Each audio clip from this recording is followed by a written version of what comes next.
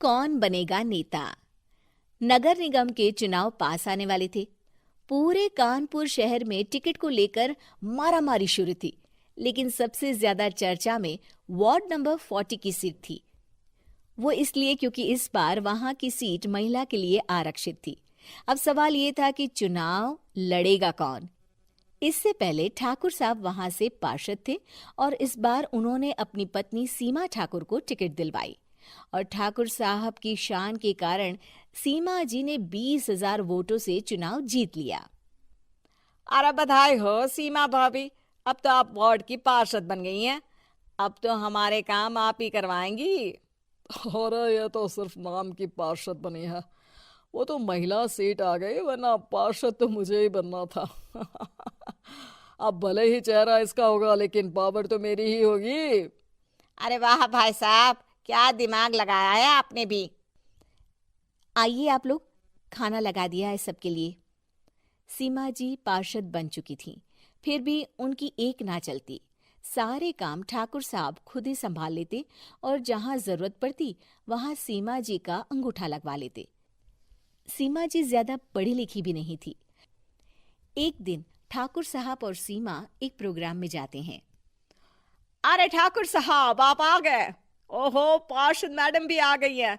स्वागत है आप दोनों का। लगता है हमारे पार्षद फंड का सही इस्तेमाल हो रहा है। चलिए अब उद्घाटन करते हैं। ये लीजिए ठाकुर साहब कैची, आप ही सबसे पहले प्रवेश कीजिए।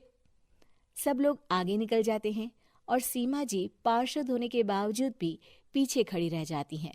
वो देखती हैं कि वेलकम बोर्ड पर उनका नाम है, लेकिन महिला होने के कारण कोई उनका सम्मान नहीं कर रहा। अगले दिन एक आदमी उनके घर आता है। अरे ठाकुर साहब नमस्कार। कल ना हम नोटिस किए कि हमारा घर तो अवैध है और नगर निगम वाले उसे तोड़ने आ रहे हैं। अरे कुछ कीजिए ना ठाकुर साहब। देखो भाई, मैं तो ज्यादा कुछ कर नहीं सकता, पर अगर तुम सबकी जेब गर्म कर दो तो कुछ हो सकता है। कुल मिलाकर 4 लाख लगेंगे। अरे 4 लाख ठाकुर साहब? अरे भाई, मैं अपने लिए नहीं मांग रहा हूँ। दरोगा है, इंजीनियर बाबू है, बड़े साहब है, सबको देना पड़ता है ना थोड़ा थोड़ा। बोलो है मंजूर? तभी वहां अचानक सीमा जी आ जाती हैं।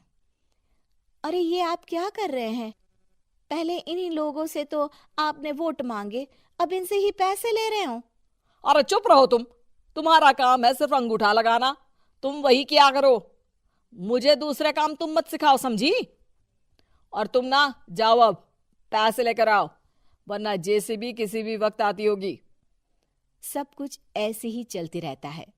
एक दिन सीमा जी और ठाकुर साहब को एक लोकल मीटिंग में बुलाया जाता है। वहां पर कई और अधिकारी लोग भी मौजूद रहते हैं। अब मैं चाहूंगा कि ठाकुर साहब हमारे बीच 2 शब्द कहें।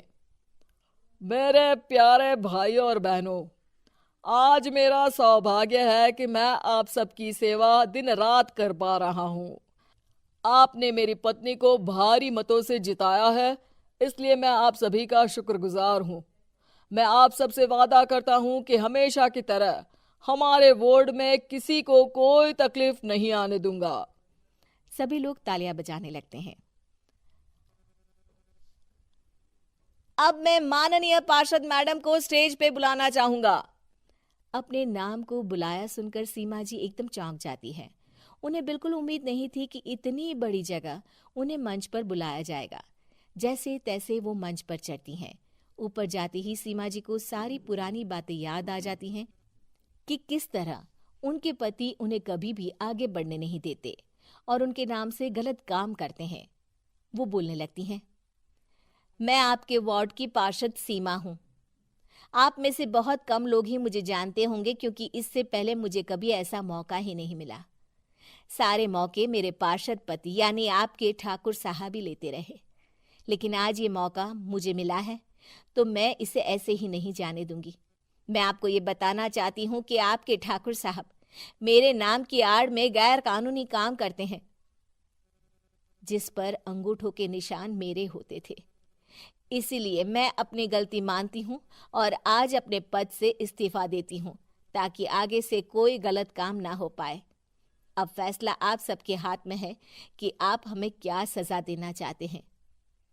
सीमा जी की बातें सुनकर ठाकुर साहब के चेहरे का रंग उड़ जाता है और वो शर्म से मुंह नीचा करके वहां से चले जाते हैं और पद से इस्तीफा देकर ही सही सीमा जी अपने आप में आत्मविश्वास महसूस करती हैं।